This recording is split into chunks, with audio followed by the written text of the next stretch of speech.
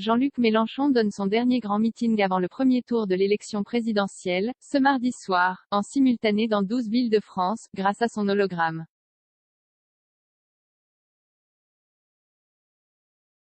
Il a présenté pour la première fois son projet de planification écologique en 2008, au congrès de Reims du Parti socialiste alors qu'il venait tout juste d'annoncer quitter le parti. Jean-Luc Mélenchon intègre désormais à sa planification écologique, l'idée d'une règle commune constitutionnalisée, la règle verte.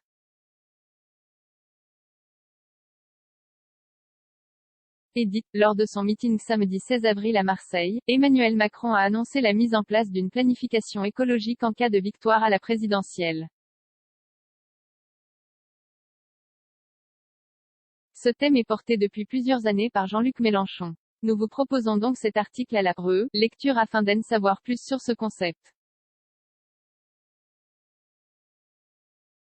Tout le monde est prêt à comprendre que pour agir sérieusement et vraiment, une planification écologique est nécessaire. Ça, c'était en 2008. Jean-Luc Mélenchon, alors sénateur de l'Essonne, venait tout juste de claquer la porte du Parti socialiste, dont il était membre depuis 1976.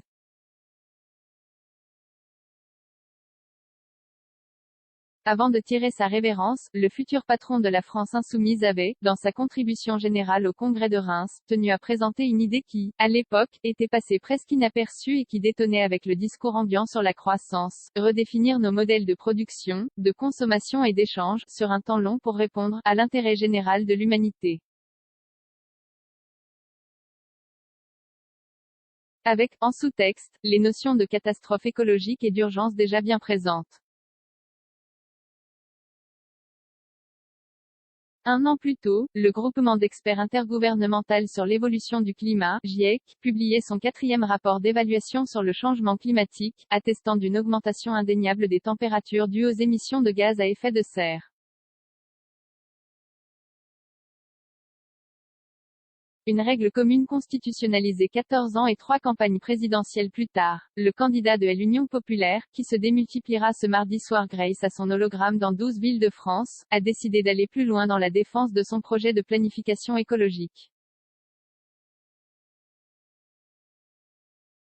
Il est temps de pratiquer la règle verte, c'est-à-dire de ne plus prendre à la nature davantage que ce qu'elle est capable de reconstituer, a-t-il ainsi déclamé à la foule, lors de son meeting, immersif et sensoriel, le 16 janvier dernier, à Nantes.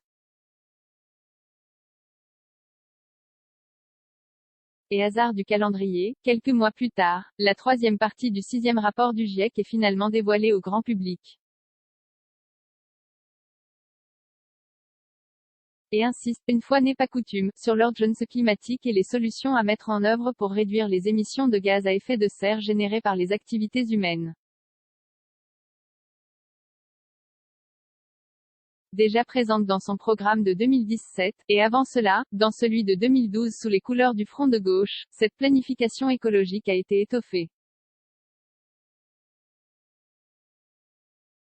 Le candidat propose désormais d'y intégrer une règle commune constitutionnalisée, régissant notre consommation qui serait calquée sur les capacités de production de la planète.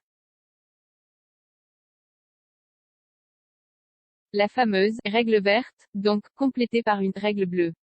L'accès à ce contenu a été bloqué afin de respecter votre choix de consentement en cliquant sur « J'accepte ». Vous acceptez le dépôt de cookies par des services externes et aurez ainsi accès au contenu de nos partenaires J'accepte et pour mieux rémunérer 20 minutes, n'hésitez pas à accepter tous les cookies, même pour un jour uniquement, via notre bouton J'accepte pour aujourd'hui dans le bandeau ci-dessous. Plus d'informations sur la page politique de gestion des cookies. Jean-Luc Mélenchon souhaitait, au cours de la campagne, porter la problématique de l'accès à l'eau et la protection de son cycle sur le devant de la scène politique.